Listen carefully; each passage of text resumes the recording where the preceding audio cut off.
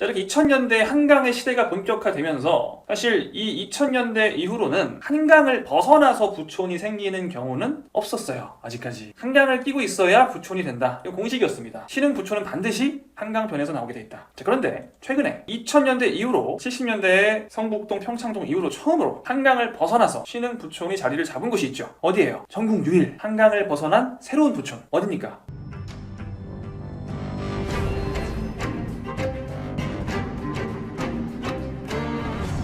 (2023년) 현재 대한민국의 부촌, 부자 동네는 어디일까요? 아마도 강남이라는 대답이 나올 텐데 좀 더 구체적으로 보면 압구정, 청담, 반포 등 강남의 한강변 지역과 최근엔 용산의 한남 이촌동 그리고 성동구의 성수동까지도 부자 동네로 명확하게 인식되고 있죠. 그야말로 한강 전성시대인데 사실 이 부촌이라는 게 계속 바뀌거든요. 이런 한강변 위주의 구도로 확고해진 건 얼마 안 됐어요. 대한민국 부촌의 역사를 잠깐 볼게요. 이게 은근 재밌거든요. 여러분 1970년대까지 거슬러 올라가 보겠습니다. 이때 대한민국의 대표 부촌이라고 하면 어디였을까요? 요즘 MZ들은 잘 모를 수도 있는데 50대 이상 어른들은 잘 알죠. 평창, 강원도 평창 말고 평창동이라고 종로구에 있습니다. 아니 평창동이 부촌이었다는 걸 모르는 사람도 있어 라고 생각하실 수도 있는데 되게 많이 모릅니다. 한때는 대한민국 최고 부촌이었죠. 지금은 사실 위치를 보시면 이런 데 부촌이 있어 라고 생각하시는 분들도 계시죠. 참 이게 어떻게 보면 세대에 따라서 다른 생각을 가지고 있으실 텐데 보통 정계 유명 인사들이나 고위직 공무원들, 대표적으로 이회창 총재, 저는 신한국당 총재죠. 2번이나 대선에서 아쉽게 패배하셨던, 그리고 최형우 전 국회의원, 그리고 국회의원도 하셨었고 올가니까 회장이신 홍정욱 회장님, 그리고 효성그룹의 조현준 회장, 코오롱의 이용렬 회장, 현재는 현대 총수중 한 명이자 당시 아산재단 이사장이었던 정몽준 이사장 등과 같은 분들이 많이 거주를 하셨던 어마어마한 곳이었습니다. 어마어마한 곳. 좀 나이가 있으신 분들이거나 부동산 공부를 하신 분들은 이걸 모른다고? 라고 생각하실 수도 있는데 진짜로 어떤 20, 30대들에게는 여긴 정말 처음 들어보는 그런 동네이기도 해요. 모르시는 분들을 위해 말씀드리면 바로 이곳이 한국 최고의 부촌이었습니다. 지금도 평창동에 가면 이런 대저택들을 흔히 볼 수 있고요. 초고급 아파트들,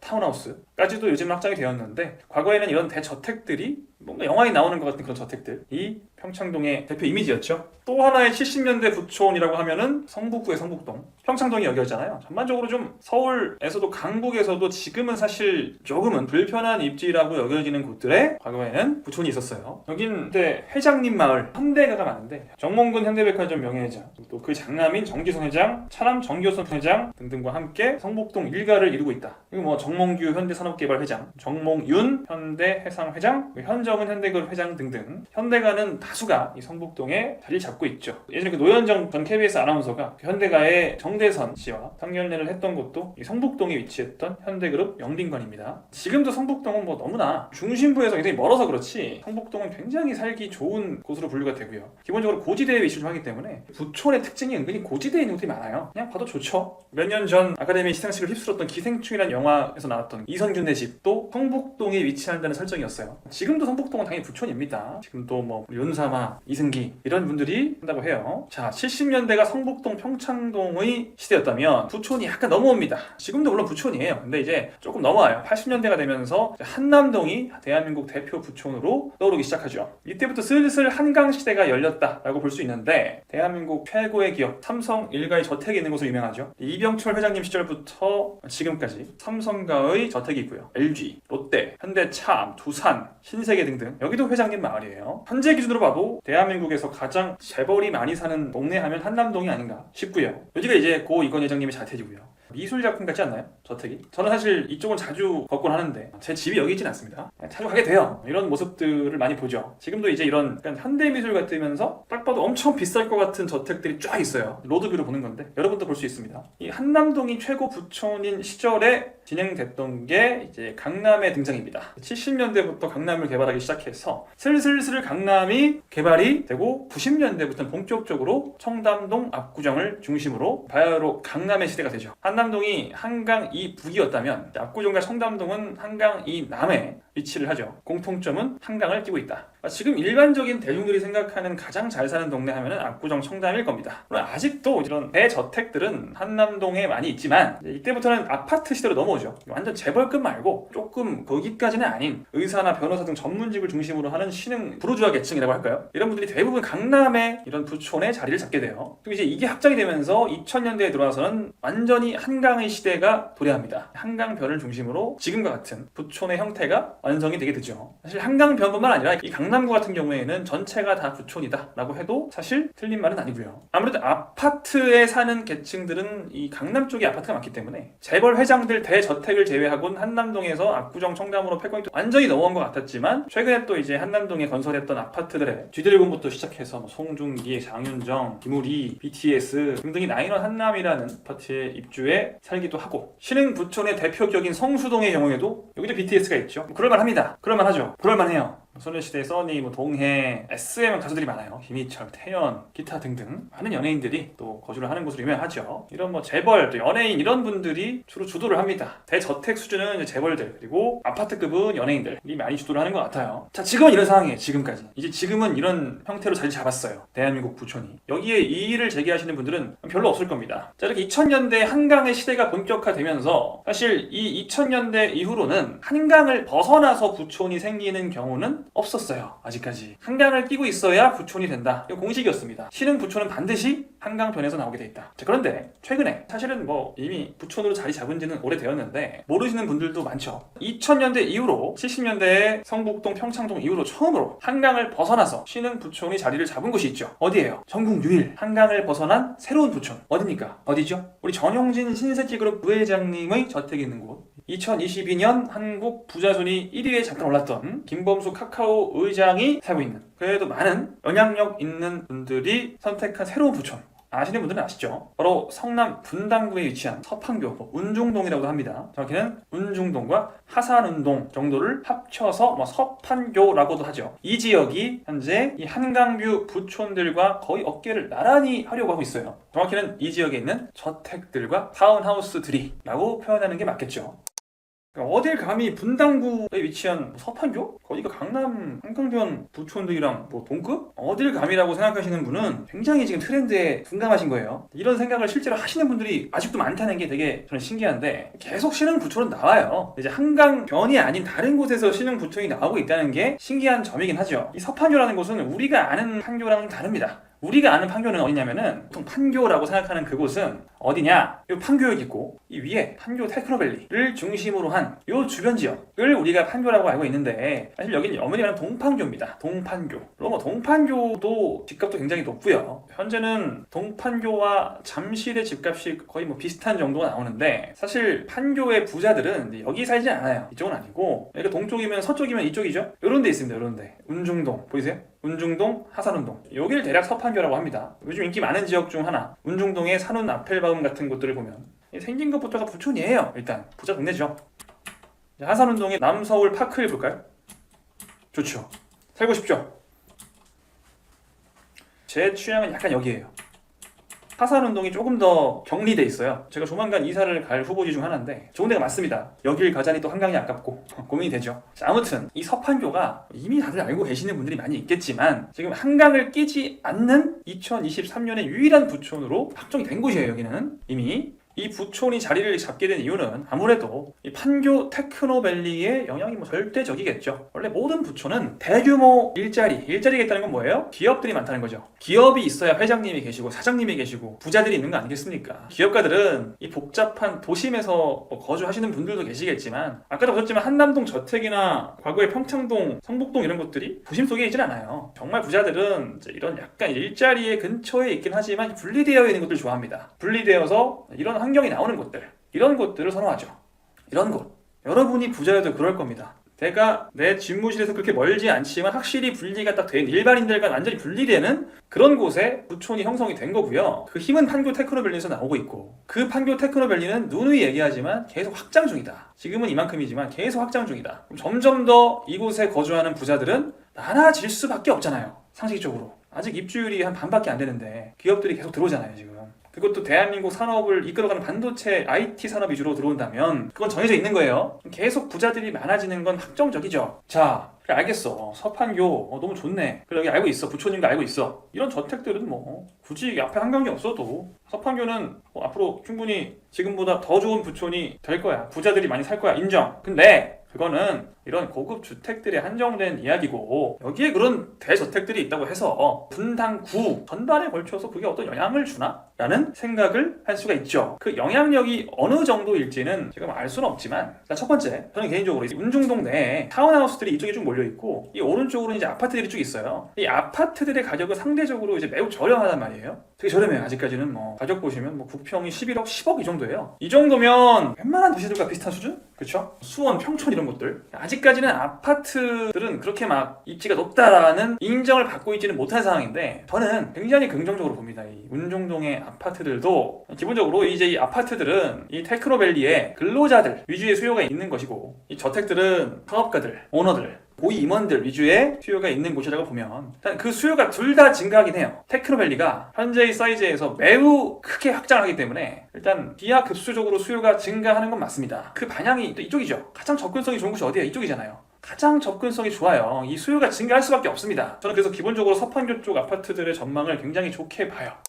그리고 이 낙수효과라는 게 있어요. 낙수효과. 이게 재벌들이 살면 이 사람들이 또 그 다음 계층을 이렇게 불러 모읍니다. 계속. 또 이런 사람들이 살면 또 많은 중산층들이 또 따라와요. 정확한 예시인지 모르겠지만, 지금은 이제 한남 더힐로 여러분이 알고 계시는 이 아파트 있죠. 한남동에. 예전에는 원래 이 자리에 단국대가 있었습니다. 아파트가 아니라 단국대학교 캠퍼스가 있었다가 이제 이게 죽전으로 이제 이사를 가면서 여기다가 한남동이라는 아파트를 짓기로 결정을 한 거예요. 근데 이때 굉장히 많이 나왔던 말들이, 한남동은 단독주택이지 고급 주택들, 고급 빌라들이 이제 의미가 있는 곳이지, 여기다가 막 아파트를 때려 박는다고 해서 이 언덕 위에다가, 이것도 되게 높아요, 지대가 엄청 높은 이 오지대에다가 거의 동산 같은데 동산 위에다가 아파트를 짓는다 한들 가치가 있겠어 이게? 라는 우려가 굉장히 많았었죠. 그게 뭐 잘 되지 않을 것 같다. 지금 보시면 그런 우려가 얼마나 의미가 없는 것이었는지를 바로 알 수가 있죠. 물론 이 한남더힐은 워낙에 고급화가 잘 돼서 분리가 잘 돼 있어서 이런 미친 가격이 나오는 것이긴 해요. 이 한남더힐 25평도 평당 1억은 넘습니다. 대형 평수는 더 높죠. 이런 부자 동네는 대형일수록 평당가가 높다. 기본으로 알아두시고요. 지금 뭐 사실 일반인들에게 더 유명한 거는 한남동 저택들보다도 나인원 한남이나 한남더힐 같은 고급 아파트가 더 유명하기도 하죠. 그래서 우리가 그런 나인원 한남이나 한남더힐이 잘 나가니까 또 한남 뉴타운 같은 곳들을 좋게 보고 또 매수도 하고 하는 거 아니겠습니까? 물론 이제 이 운중동에 한남더힐과 나인원 한남 같은 아파트는 없지만 어느 정도는 분명히 이곳에 계속 사회적으로 영향력이 있고 고위 계층의 인물들이 지속적으로 증가한다면 분명히 이 근처 단지들에 영향을 미치지 않을 수 없다고 보는 거예요. 지역 자체의 품격이 올라가는 거죠. 낙수 효과. 자, 그리고 이 낙수 효과를 지역으로 보면은 이 판교를 중심으로 부촌이 형성이 되면서 이게 분당, 성남까지 쭉쭉 낙수 효과로 갈 가능성이 매우 크다라고 보는 거죠. 판교와 분당은 사실 한 몸이거든요. 판교 자체가 분당구에 포함이 돼 있어요. 같은 지역이야, 같은 지역. 우리가 그랬잖아요. 이 서판교 쪽이 지금 부촌으로 형성이 확실해지고 있다. 상대적으로 동판교 쪽은 당연히 잘 사는 동네고, 아파트 가격이 40억 가까이 가는 곳이니까 당연히 잘 사는 동네인데, 이 동판교 쪽 아파트들이 사실 거의 다 주공 아파트예요. 거의 다. 민간 아파트 거의 없어요. 그리고 일단 기본적으로 연차가 지금 10년이 넘어가서 13년 정도 되기도 했죠. 구축으로 가는 그런 단계거든요. 자, 구축 주공 아파트. 그렇게 부자들이나 재벌급이 아니어도 부를 어느 정도 형성한 계층이 그렇게까지 좋아하는 조건은 또 아니거든요, 여기가. 근데 앞으로 요런 바로 옆에 요런 곳들, 요런 곳들, 요런 곳들, 이런 곳들이 재건축이 돼요. 여러분 눈에 보이는 이 대부분의 아파트들이 뭐 거의 다 재건축이 될 텐데, 그 중에서 먼저 되는 곳들이 있겠죠. 먼저. 자, 이 모든 단지에서 재건축이 먼저 되는 곳들은 10년 후에는 분당이니까 10년이라고 하는 거예요. 다른 곳들은 20년, 25년입니다. 분당이니까 10년인 거예요. 10년 후에는 이 중에 일부 단지는 신축이 돼 있다고요. 그 아파트엔 70평, 60평, 50평짜리 신축들이 많이 있을 겁니다. 그럼 그곳은, 그 아파트들은 이 서판교의 70억, 80억, 100억짜리 주택에 거주할 수 없는 분들께 최선의 선택이 될 가능성이 매우 높다. 내가 좀 여기까지는 조금 무리고, 나는 나름대로 자녀 학군도 신경 쓰면서, 분당은 대한민국 세 번째 학군으로 유명하죠. 아시죠? 종합적으로 좀 챙기면서 넓고 큰 신축 아파트에 살고 싶다는 수요는 이쪽으로 몰리게 돼 있다. 이쪽으로. 라는 얘기입니다. 그 가치가 매우 클 거라고요. 운중동 다음 가는 부촌이 될 가능성이 매우 높다는 거예요. 지금은 여기가 30년 된 구축이고 1기 신도시에 불과하지만 재건축이 되는 곳들, 먼저 재건축이 되는 곳들은 매우 그 입지가 빠르게 증가할 수 있어요. 자, 그랬죠. 대한민국에서 가장 빨리 재건축을 할 수 있는 곳, 재건축을 스타트, 정비 계획을 딱 세워서 쭉 해서 완공까지 딱 끝내는데 가장 적은 시간이 걸리는, 즉 가장 빨리 재건축을 진행할 수 있는 지역이 앞으로 일산 분당 3군이라는 얘기는 이미 한번 했습니다. 즉 분당에 내가 먼저 시작할 수 있는 재건축을 가지고 있다면 나는 대한민국에서 손에 꼽히는 부자 동네를 미리 보유할 수도 있다는 얘기예요. 그러니까 분당에 아무데나 가지고 있는 건 큰 의미가 없어요. 자, 이 얘기 듣고 분당 가서 아무 아파트나 그냥 가서 사면 안 됩니다. 재건축 사업성 보고 그냥 가서 투자하는 것도 아니에요. 입지가 뭐 좋은 곳을 내가 분당에서 잘 골라서 사면 되나요? 그 얘기를 하는 게 아니에요. 그거 중요하죠. 입지 중요하고 사업성 다 중요한데 속도요, 속도. 그러니까 누가 먼저 되느냐, 먼저 되는 곳을 선점하는 게 매우 중요하다고요. 돼야 될 거 아니에요. 빨리 돼서 빨리 작게는 34평부터 48평, 60평, 70평대 신축이 돼야 돼요. 빨리. 처음 완성된 이런 아파트들은 굉장히 수요가 많을 겁니다. 지금 판교에 부유층이 갈 데가 없어요. 운중동 말고는 갈 데가 없어서 다 글로 몰리는데 분당에 좋은 입지에 신축이 생기면 그쪽으로 분산이 되겠죠. 여러분은 어차피 분당이라는 곳은 다 그 입지라는 게 특히 임해, 정자, 순회, 서현 이런 곳들은 거의 비슷해요. 입지가 거의 비슷하고요. 뭐 누가 조금 낮고 뭐 못하고 이런 게 있겠지만 비슷하고 사업성이요 비슷비슷해요. 용적률 대충 뭐 한 180, 뭐 190 뭐 이렇게 됩니다. 보통 그런 걸 너무 따지기보다는 속도. 누가 먼저 될 거냐. 서현동에서 누가 먼저 되겠어요? 뻔하죠 이거는. 그죠? 순회동은요 어려워요. 이거는 어렵습니다. 찾아내기가 어려워요. 정자동은 쉬워요. 굉장히 쉬워요. 거의 정해져 있어요. 그럼 그 정해져 있는 곳들을 들어가 있으면 10년 안에 빨리만 하면요 재건축을 5년 내에도 합니다. 재건축하는데 얼마 걸리나요? 5년에서 35년이요. 보통은 15년에서 20년 정도를 보시면 돼요 앞으로. 하지만 분당 일산 3호는 옛날에 과천이나 서울처럼 5년 만에 끝나기도 해요. 전에 보면 그게 사실 가능하거든요. 현실적으로 10년 정도 안에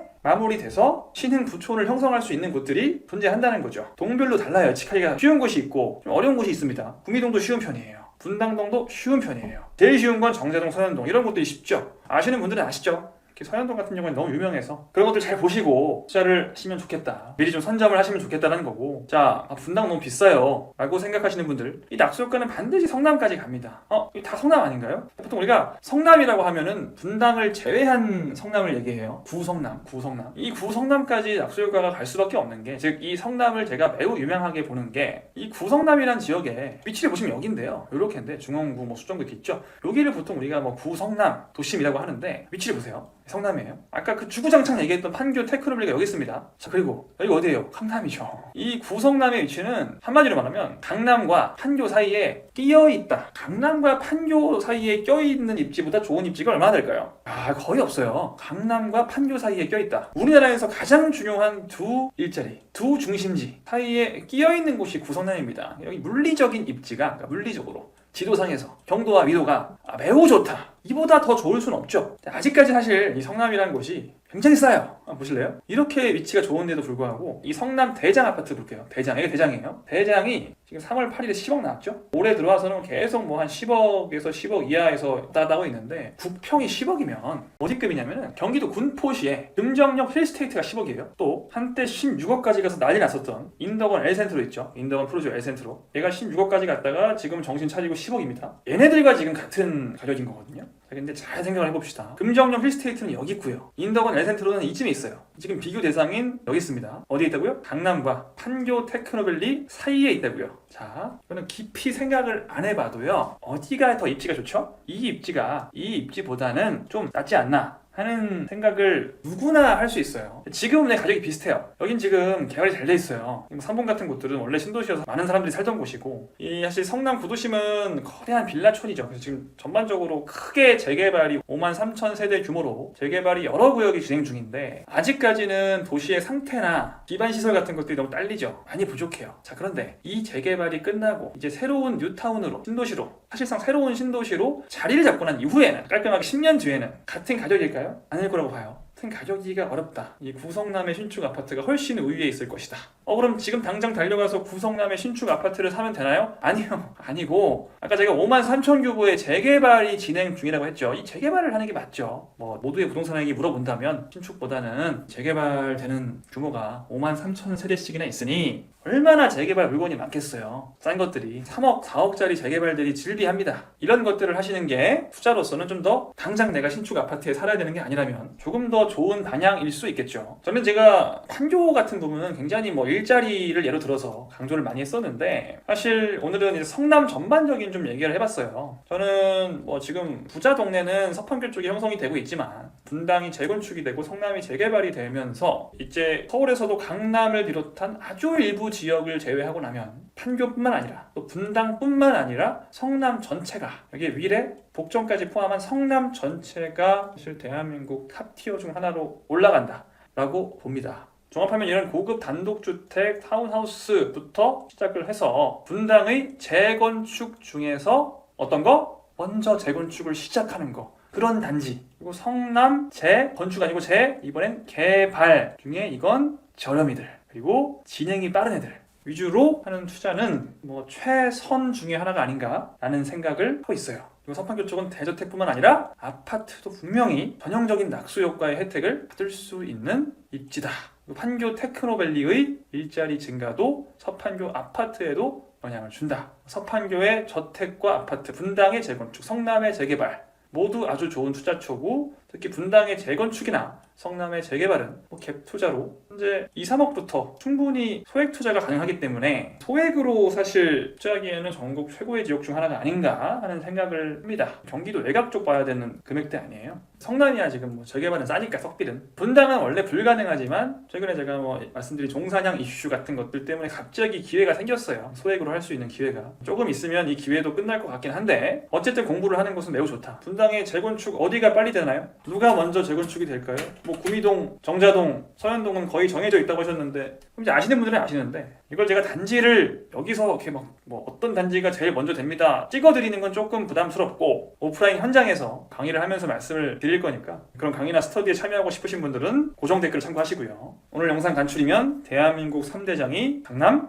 용산, 마지막 하나가 성남일 가능성이 매우 높다라는 좀 뻔한 결론으로 마무리하면서 오늘 정말 길었던 영상은 마치겠습니다. 이 얘기하려고 서울의 부촌의 역사부터 시작해서 참 좀 과하게 한 것 같아요. 오늘도 아주 유튜브에 어울리지 않는 긴 영상 봐주신 여러분들께 감사드리고 또 이 출근하거나 샤워하면서 듣기 좋은 긴 영상을 보고 싶으신 분들 그리고 제가 또 5월달부터는 카메라 촬영을 할 겁니다. 도대체 이 모부 얼굴이 어떻게 생겼을까 궁금하신 분들 구독하시면 볼 수 있습니다. 여러분 그럼 다음 시간에 만나요. 안녕.